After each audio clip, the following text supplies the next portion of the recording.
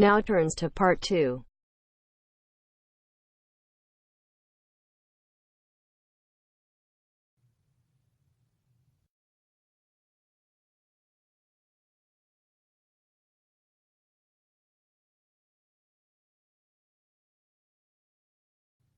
You'll hear a guide talking to visitors about a tourist attraction.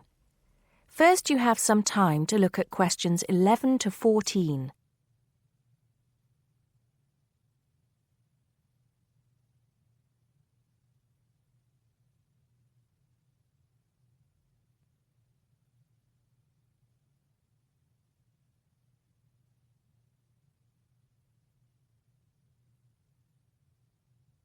Now listen carefully and answer questions 11 to 14. Good morning, everybody. Welcome to the Roman Baths. My name's Amanda, and I'm your guide for today. Before we begin the tour, I'd like to point out that we have child carriers, free of charge, of course, for those of you with young children, and I can see that there are 1 or 2 of you here this morning. It might make things a bit easier for you than using a pushchair. If you don't want to carry your coats and bags around with you, there is a cloakroom behind reception where they'll be quite safe. Also, should anyone want to use the bathroom, there's one here in the reception hall, opposite the ticket office, and another one by the shop where we end our tour, right by the exit. Having mentioned the shop, I should tell you that it's full of interesting things for you to remember your visit by.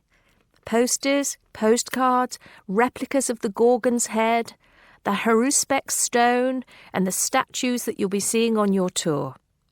There are also games, books and videos for children and other souvenirs.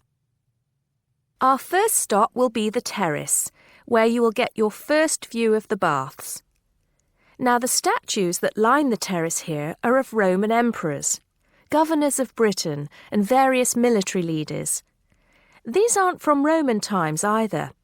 In fact, they were sculpted in 1894, especially for the grand opening of the baths in 1897. But what you can see from here is only a fraction of the whole Roman bath site, which stretches below ground level under the surrounding streets and squares of the town. While we're here on the terrace, getting our first look at the baths, let me fill you in on a bit of the history. This site, with its hot springs, has long been seen as a sacred place, and the first people to build here were the Celts, and the shrine they built was dedicated to the goddess Sulis. Of course, back in those days, they had no way of explaining how hot water came to be bubbling out of the ground, so they believed it to be the work of the gods. When the Romans came, they too built a temple here and dedicated it to their goddess, Minerva. Before you hear the rest of the talk, you have some time to look at questions 15 to 20.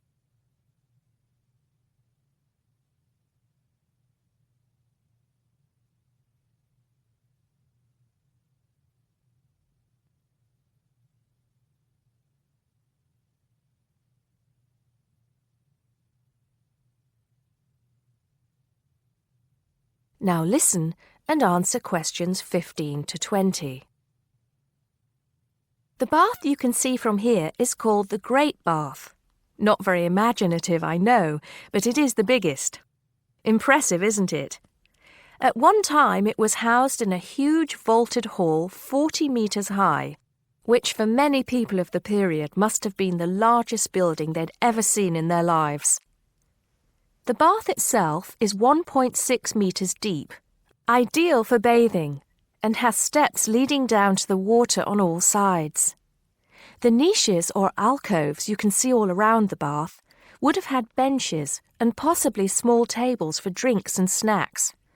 Not a bad way to spend your free time, relax, and tell yourself it's all good for your health. Let's move on to our next stop, the Sacred Spring. This is the heart of the site, where the hot water bubbles up from the ground at a temperature of 46 degrees centigrade. The water comes up from a depth of between roughly 2,500 and 4,500 metres, where geothermal energy raises the water temperature to between 64 degrees and 96 degrees.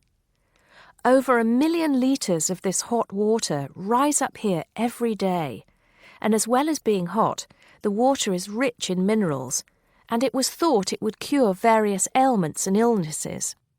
In fact, people came here from all over the Roman Empire to try out its healing powers.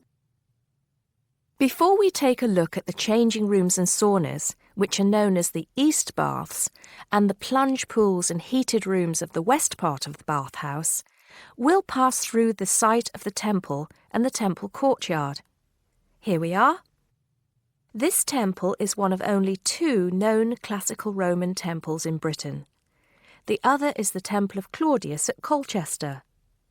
This temple is said to date from the late 1st century AD, being built between 60 and 70 AD.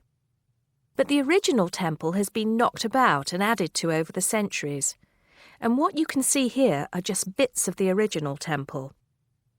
Okay, shall we move on? That is the end of part 2. You now have half a minute to check your answers.